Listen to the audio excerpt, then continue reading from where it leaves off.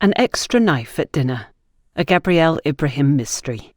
An audio series by Patricia Asedegbega. Episode 10. Uki had come in to go over the day's agenda with her.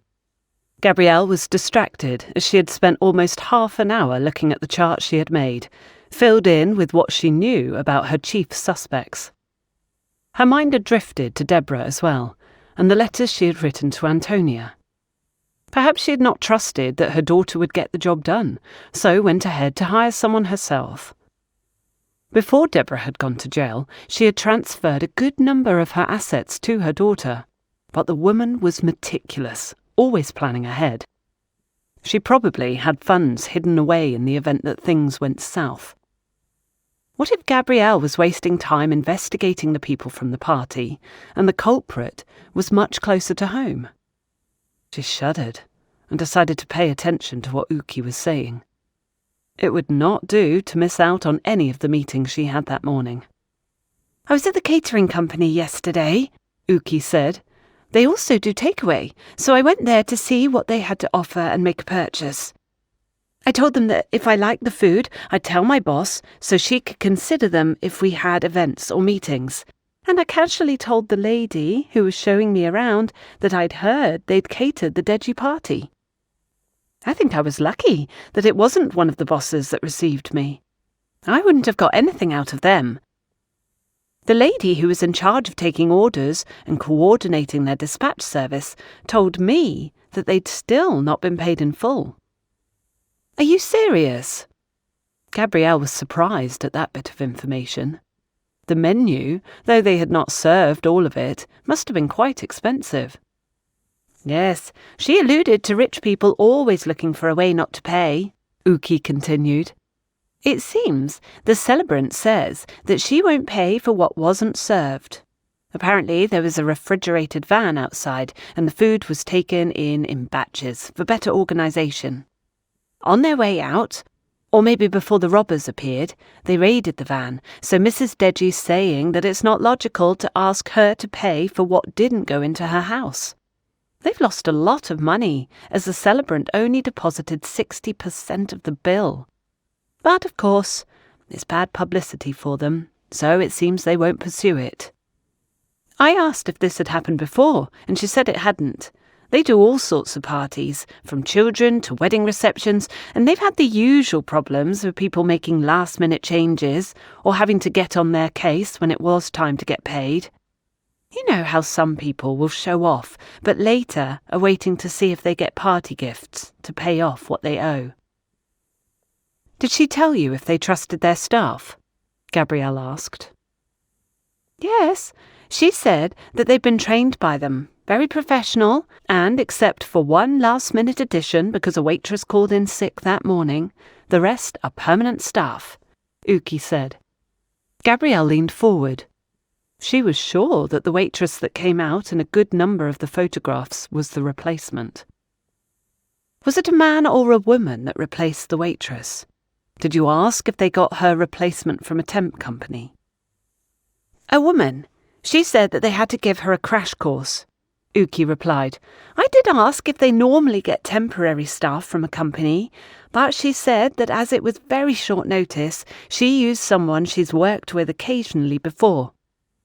Apparently, the girl works in a restaurant, so she does understand the industry. I showed her the photographs in which the waiters appeared, and she asked where I got them from. I said it was from a contact that attended, which made her look at me with more interest. I asked if they were all members of staff that she trusted, as I didn't want to go through something similar, and how long each had worked with them. She told me a bit about each one, but frowned when she saw the man in this photograph." Uki held up one of the photos, featuring a man she had circled with a red marker. "She said he wasn't part of the company." I must have looked confused, as she pointed out that his uniform wasn't identical to the rest. "As you can see, madam, the buttons on his shirt are different." I didn't want to continue pushing, so I changed the subject and asked for a selection of some of their best dishes to try. Gabrielle remembered that Basola had pointed out the man in the picture, and decided to pass the information to Solomon. There was definitely something fishy going on with him, though it was not the best photograph to identify him, as his face was partially hidden by a woman. Still, it was better than nothing. "Thank you so much. That's been really helpful." "So, my first meeting's in half an hour, right?" They spoke for a few more minutes, and when her assistant left, Gabrielle called Solomon. Sure, he could find a way to speak to the rest of the staff. If the story was true, maybe one of them knew the name of the restaurant the waitress worked in and could get more information about the man with the wrong uniform. She considered involving Sandra, but that would probably lead to a series of interrogations that would only scare the workers. After various video conferences with employees and suppliers around the globe, and one regarding a very possible collaboration with a designer, she grudgingly agreed to give the proposal some thought and get back to him with an answer soon. Her phone rang, and it was Sandra. The lawyer started the conversation without preamble. "So, I thought I'd let you know that Mark and I had a civilised discussion and cleared the air." "Was it a level-toned conversation on both sides?" Gabrielle asked. "Eventually it was. Once I got everything bothering me out there, Mark accepted and validated my concerns. Then I dropped a few decibels. He understood that his role was to listen and nod," Sandra replied, and Gabrielle laughed. "Anyway, I was calling to also let you know that after I got that conversation out the way, I took another look at the list. The attendees, I mean. There's someone, a client of mine, sued. Let's just say that things got a bit ugly. It's Mr. Omoroyi, and I think he was at the table made up of friends and family of the couple. As I see, he came with his wife, who happens to be his second wife. He tried to cheat his first wife out of the company they created together, and she sued him. I represented her, and of course he lost. He tried to hide assets and ran a lot of very questionable operations. Trust your friend, I did my homework well, and he had to let go of millions to settle the case. Can you imagine? He threatened me, and after the sentence was read, the judge warned him that if anything were to happen to me or his ex-wife, he would be held accountable. I went around with security for a month, and my firm had to pay for it. He also had a run-in with your dad. Your dad was supporting Omoroyi's ex-wife by helping her get a few contracts.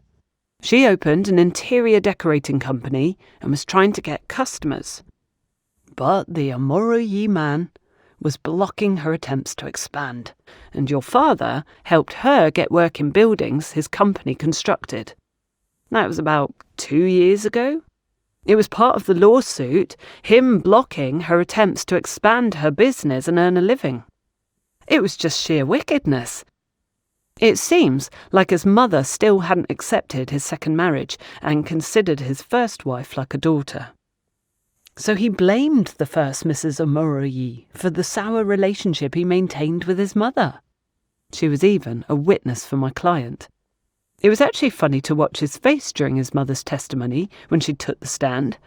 I admit that I put my finger well into that wound with 1 or 2 questions that exposed his true nature. One of the directors in your father's company also testified about how Mr. Omoroyi came to the main offices to tell your father to award the contracts to someone else. It didn't take a genius to realise that the mastermind behind everything was the second Mrs. Omoroyi. That woman came in daily and sat behind her husband during the case, speaking to the lawyers and passing notes whenever she could. As soon as I noticed that, I couldn't wait to get her on the stand. They made the mistake of including her in their list of witnesses. I ate her up and spat her out, from how their illicit relationship started to the documented things she'd done to hurt the first wife. Oh, you should have seen the way she glared at me. She thought that after ruining that woman, she wouldn't have the money to hire a good counsel, and they robbed her of her rights. But guess what? That didn't happen at all. Someone paid for her defence. Sandra finished with a gleeful laugh. I won't ask who that someone was. I have a feeling that I know the answer, Gabrielle said. I can't say anything, but that person did her a huge favour. Those people were wicked, even with the company that they both built from scratch. They tried to cheat her out of her part. A woman with 4 kids. Not on my watch, Sandra said. By the way, I don't know if you've noticed, but some of the people that attended the infamous party also attended the one your father threw for your mother months ago. Every single woman at the table of the impressive 5 was there. Coincidence? Gabrielle gasped. Sandra, look at the photographs you took at my mum's party. Tell me if you're struck by anyone that shouldn't be there. I have to go now, but I'll get back to you. She had only just stopped herself from asking if Sandra remembered seeing the waitress. It would make her suspicious, even if Gabrielle asked the question in a very innocent way. She had to send the photograph to her mother and get the contact of the catering company. If both parties were connected by someone other than Antonia, things would take a turn for the better for her half-sister.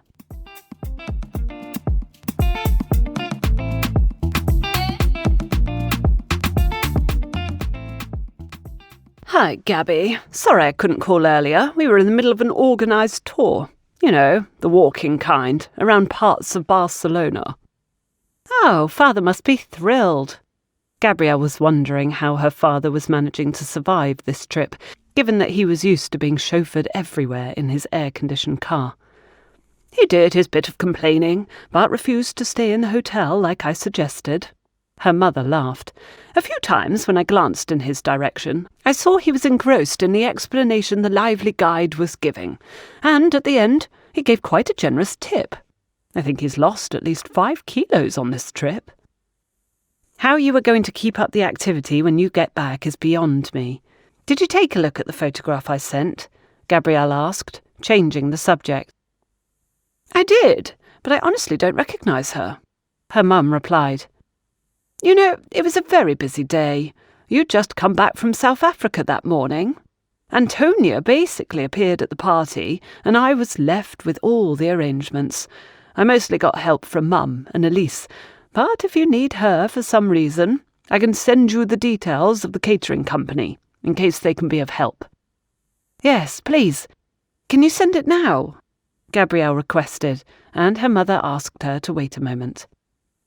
About a minute later, she received a message with the contact. It was the same company that had catered for the Deji party. How's Antonia? Her mother asked. I hope you're keeping an eye on her. Oh, you know Antonia. Yes, I've seen quite a bit of her. So, tell me how you're liking Barcelona. Did you visit Montserrat? I was there about 2 years ago, Gabrielle said. They spent some time talking, and about half an hour later, Gabrielle called for Donatus to take her to the address of the catering company.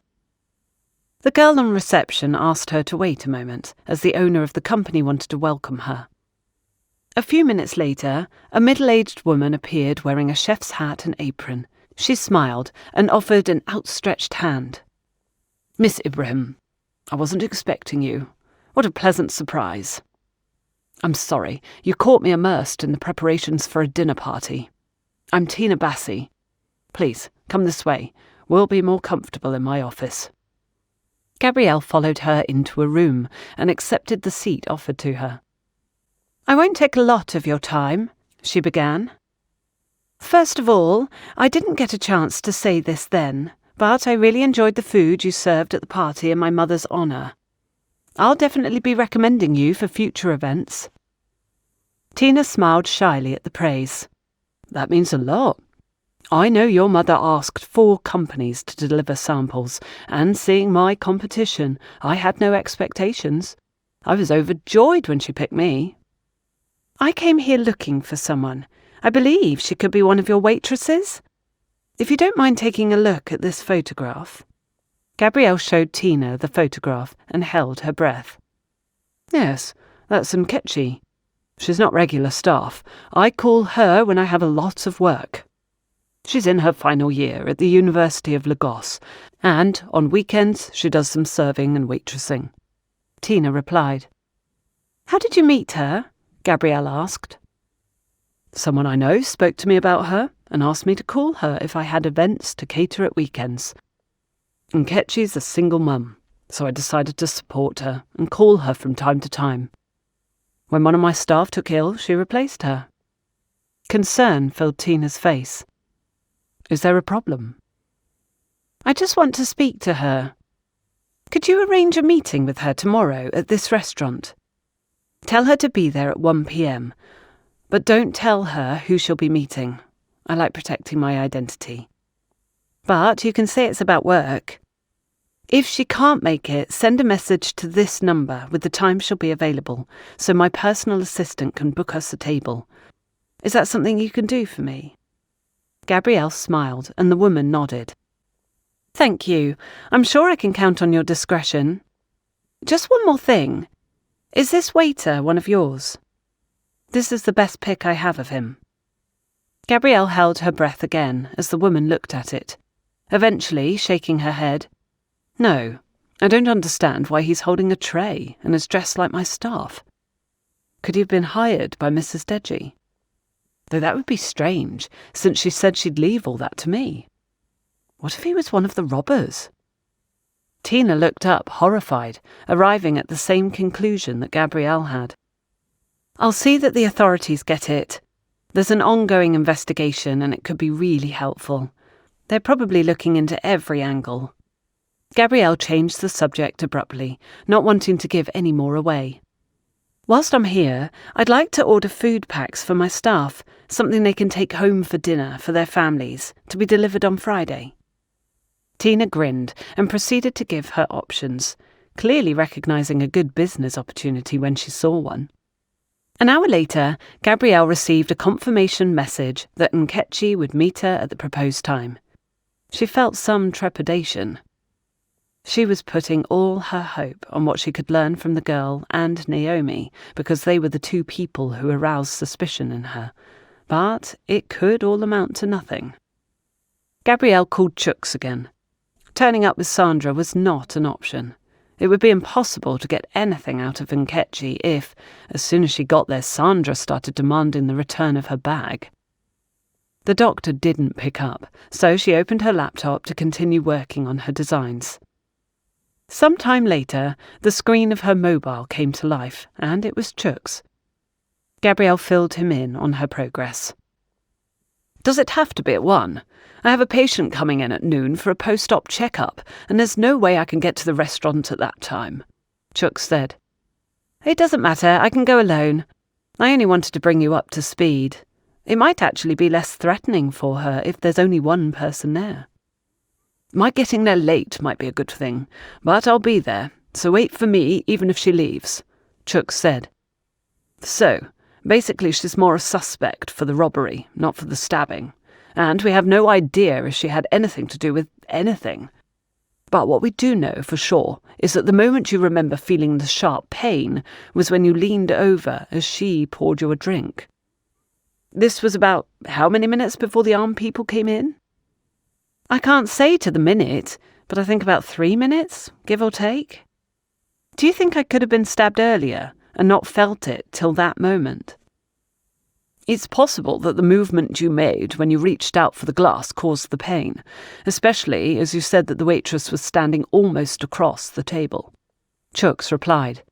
So, there's a chance that it was earlier on, but I consider that possibility slight. I'm convinced that the reason it wasn't that deep was because you moved as you were being stabbed. Also, people would have had more time to notice the wound. Getting up and sitting down would have caused you pain. Can you remember anyone around you at that time? Gabrielle closed her eyes and tried to recall the moment. I remember different people had got up. I think one per table, and made speeches in honour of Mrs. Deji. Finger food had been served, and then the first course. Glasses were constantly being refilled by passing waiters, and on 2 occasions someone took my glass. It wasn't there when I reached for it. I assumed it was taken by mistake, by either Sandra or Naomi, since I was seated between them.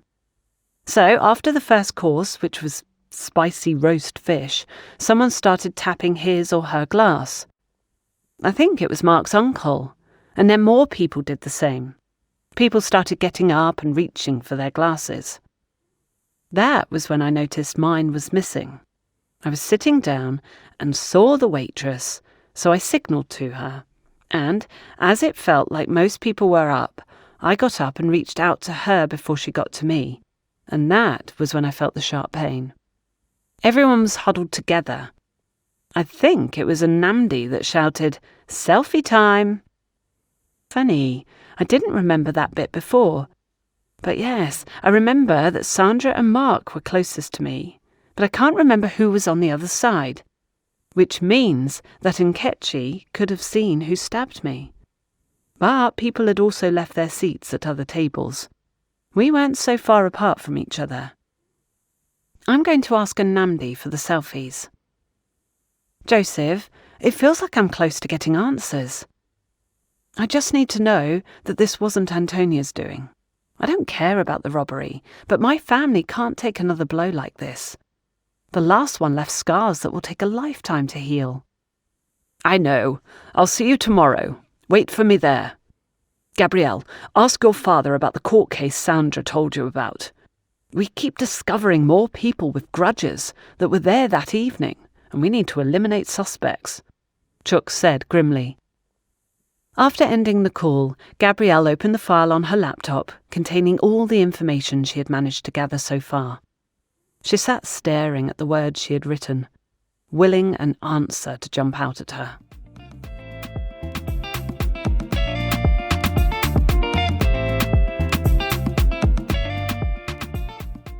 Gabrielle purposefully walked into the restaurant 15 minutes late, having seen Nkechi go inside from her parked vehicle. The restaurant had private reserved areas, and she had asked Uki to book her one. She wanted the conversation to go unheard by the other customers. It hit her as soon as Nkechi set eyes on her that the girl was nervous, and not a stranger to her. Gabrielle was glad that she had asked for a partitioned area. She held out her hand and smiled at the seated younger woman. Hello, Nkechi. I'm sure you remember me from 2 parties we've both been to. I'm Gabrielle Ibrahim. Nkechi looked wary. I'm sorry, I don't remember. I work most weekends, and we weren't really allowed to socialise with guests, so I basically keep my head down and do what I'm paid to do. A waitress approached with 2 menus and handed one to each woman. Gabrielle decided to go directly for dessert. Please order what you want. I'm not very hungry. I'd just like a piece of carrot cake and some lemonade. Nkechi ordered jollof rice, moi moi, beef, and fried fish. She waited for the waitress to leave before resuming her questions. Do you have an event you want me to work at? She asked. The normal thing would be to contact me through the temp agency, as they get a percentage of what I'm paid. But sometimes I get private requests. How long have you worked serving at events? Gabrielle asked. About 4 years now. I need the extra money, and I have a lot of experience. I'm discreet, responsible and punctual, Nkechi replied, as a waiter arrived with their drinks. So, the last time I saw you was Mrs. Deji's birthday party 2 weeks ago, Gabrielle said. I wanted to ask you some questions, if you don't mind. Something flashed across Nkechi's eyes, but whatever it was quickly replaced by a nervous smile. Yes, it was scary. We were told not to move by a voice coming from a corner, and though there was nothing on us worth robbing, you never know with these people. When the shots ran out, and I saw those 2 people fall, it all suddenly became real. I remember you from that day, and of course, I do know who you are. The police then got in touch with me afterwards and asked me a few questions. Yes, it became all too real, like a scene from a horror movie. Has this happened before at any of the places you've worked? Gabrielle asked, not taking her eyes off the woman's face. Their food arrived at that moment, and they waited once again for the waitress to leave. I think. Maybe once or twice, at private dinner parties, was the vague reply from Nkechi. I see. Gabrielle decided to continue with her line of blind questioning, hoping that something would hit a nerve. So, did the catering company tell you which table each waiter was to serve and which parts of the house you'd be working in? Yes. Once guests were welcomed in, there was a large hall where we were to circulate finger food and glasses of champagne before they went into the dining area. Nkechi explained. We were each assigned to a table. I was at the one with the celebrant's daughter and her friends. The instructions were that no glass was to remain empty. Those were very clear instructions. I find it a bit strange that there are a number of images you appear in outside the house, near the photo call. Gabrielle put a piece of cake in her mouth and studied the girl. Nkechi shook her head. Me? Oh no, you must be mistaken. I was busy, going between the hall and the kitchen to fill my tray with glasses and food. No, ma'am, it couldn't have been me. Gabrielle smiled and took out a file. She had printed all 15 photographs Nkechi appeared in, tray in hand, in which she was not offering anything to anybody. Making space on the table, she laid out the photographs as best she could.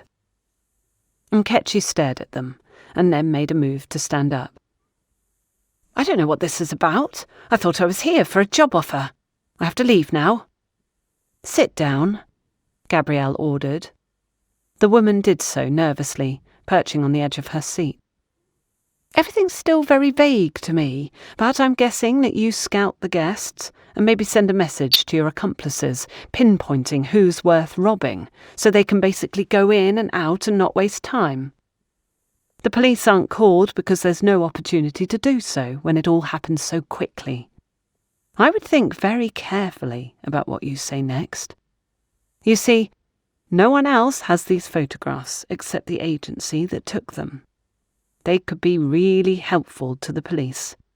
If I tell them to look into the places you've worked, something tells me we'll find that more than one or two were robbed.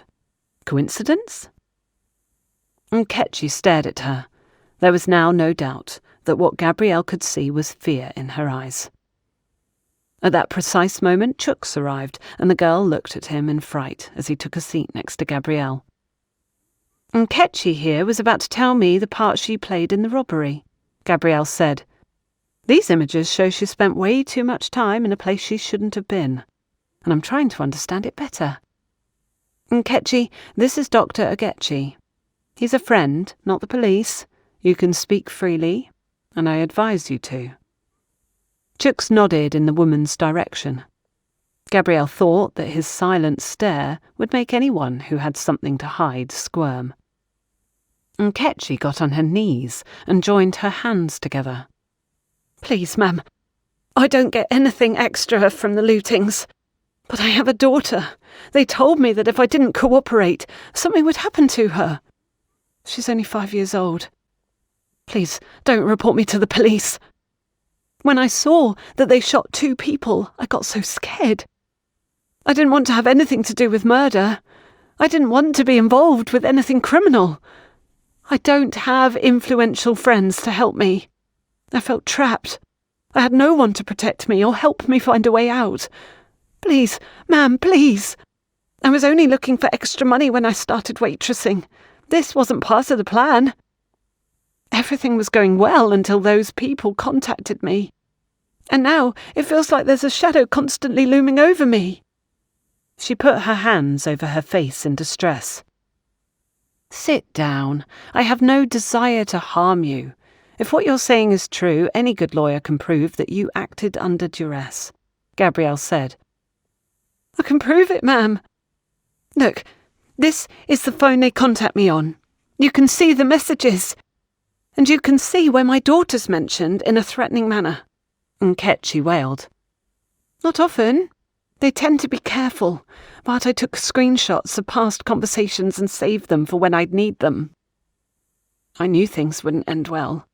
They just never do when one goes down a certain path. But which good lawyer, ma'am? I don't have money for a bad lawyer, much less a good one. My friend's an excellent lawyer. She was at the party too, and her very expensive bag got stolen. Whatever you're able to tell her about it would probably go a long way to helping your cause. Gabrielle replied. Bag? I didn't know there was an expensive bag.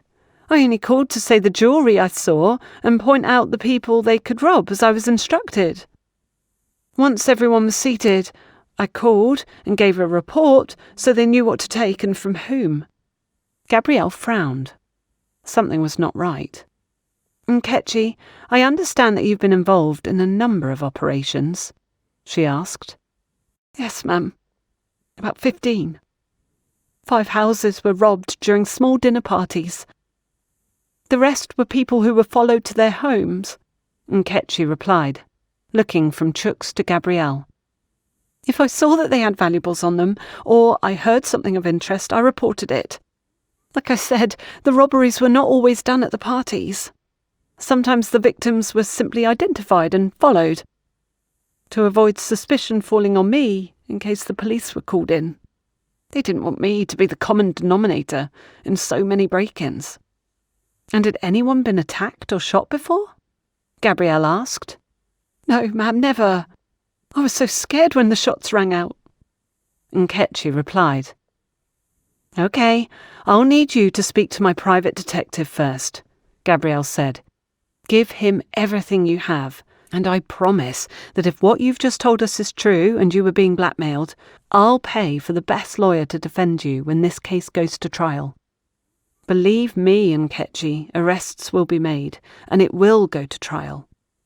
I've told you the truth, and I'll speak to this detective. But ma'am, please, my daughter. They can't know I spoke to anyone. Not till they're arrested. Nkechi pleaded. If not, they won't hesitate to do away with us. They're ruthless. She looked from one to the other in fear. Don't worry, we'll send you somewhere. Do they know where your parents and family live? Gabrielle asked. Yes, ma'am. My family lives in the east. I was made to give them their contact information, Nkechi replied. I rent a room here in Lagos, as I can't stay with my daughter in the university hostel. I have an aunt in Sokoto that I didn't tell them about. I plan to send my daughter to her as soon as I could save some money to get her out of this environment. That's very good, and like I said, we'll help in any way we can. But that's not what I really wanted to talk to you about when I requested this meeting, Gabrielle said. I mean, getting those people off the streets is important enough, but something else happened at the party, something really worrying. Just as you were serving me a drink. You see, someone stabbed me, and I think you could have seen something. You were standing in the perfect vantage spot. I have 2 photographs that were taken moments after it happened. A friend sent them yesterday, and I printed them out. I think it could have been this woman. We don't know anything about her, and I'm trying to find her. Did you see her making any sudden or strange movements? She laid out the photos and pointed to Naomi. The 2 photographs Nnamdi had sent were from when they were all standing for the selfie, moments after she must have been stabbed. He had erased the rest, as he said they hadn't been any good, and he tended to eliminate everything from the storage of his phone. No, ma'am. This woman I remember, because I saw her move away from the rest of the group to make a number of calls. Nkechi pointed at the spot Naomi had been in. When you called me to fill your glass, she was standing slightly apart and was on another call, towards the other side of the table. The rest were posing for these photographs. I remember watching them, as they took their positions, especially the ladies. Gabrielle sighed. She would have to start from the beginning again. But ma'am, there was a man standing behind you, just for a moment, Nkechi went on. I'm not sure if it was this one. This one? Or this one? I couldn't see him well, but he was talking to another man, not from your table, a man wearing a cap. If I could see the photographs of inside the dining hall, I might be able to recognise the cap. You basically pointed out all the men on our table, Gabrielle said in frustration. Except the celebrant's son. I know it wasn't him. He was standing on the other side of you, and I was trying not to spill the drink, so I didn't take a good look at the person you're asking about. I only noticed the cap and that they were standing right behind you. I think it was this man, but I can't say for sure. Everyone was wearing white, and I was really nervous about what was about to happen. Nkechi's lips trembled, and Gabrielle decided not to pressure her anymore. It could result in her identifying the wrong person in a bid to please her. It's fine. You've been helpful. Please send me the screenshots that you mentioned. Someone will contact you, but don't worry. We won't put you in any danger. Act as you would normally. The detective works for a security firm and he'll advise on the best way to proceed, but don't worry about anything. By the way, what can you tell me about this man? Gabrielle showed her the photograph of the waiter, who she had been assured did not work for the catering company, and Nkechi looked at it for a moment.